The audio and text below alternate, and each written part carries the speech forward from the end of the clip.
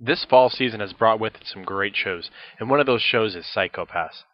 And Psycho-Pass really can be as good as Ghost in the Shell. But let's give you a little background first. Psycho-Pass is one of the two shows airing in the autonomous slot this fall season. It's produced by Production IG, who's also doing Robotics Notes.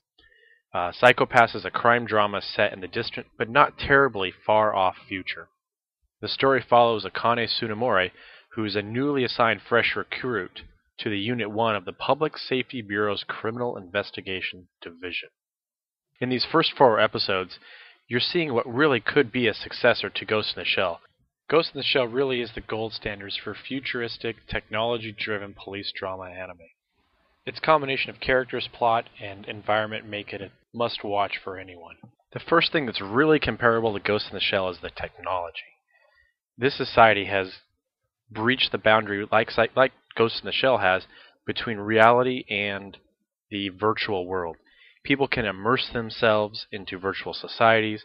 They live in environments which can be changed at the push of the button. You could reformat your room from being a cold, dry apartment into a Victorian-era breakfast nook.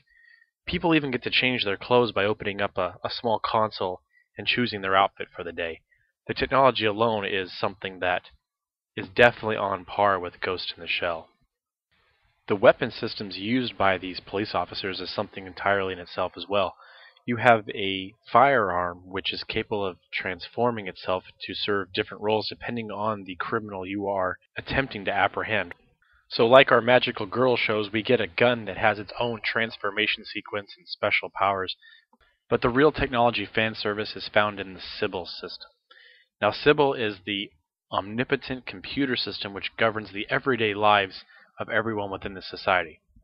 Sibyl determines your mental state, tracks your health, it helps determine what job you're going to be in.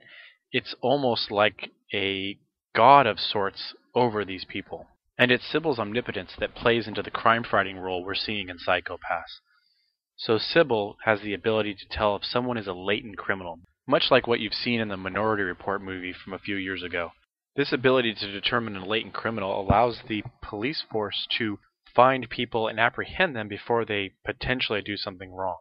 While this doesn't always work out as you see in the first episode, it does help to prevent crime and get help for those who need it. But Sibyl isn't without its fault. It still is just a computer programmed by humans with formulas and logic to determine what makes you a criminal or not. You can see this building tension between the enforcers and the inspectors, as well as the Sibyl system, in how you should determine who is a criminal or who really is a criminal. Because the computer still just applies logic, where there's a certain emotional, non-logical aspect to working with people that Sibyl just doesn't get yet. It's this conflict that leads me to the next great point of Psycho-Pass. It's emotion versus logic. It's computer versus human. It's program versus philosophy. This conflict is demonstrated between one of the enforcers and one of the inspectors. One of the enforcers feels the emotion of the situation and can look at somebody and make a determination, where the inspector relies purely on Sibyl to determine whether somebody's a criminal, how much they are a criminal, and what the action should be. In the middle you have Akane, who's being torn between these two scenarios, between trusting Sibyl and trusting her gut.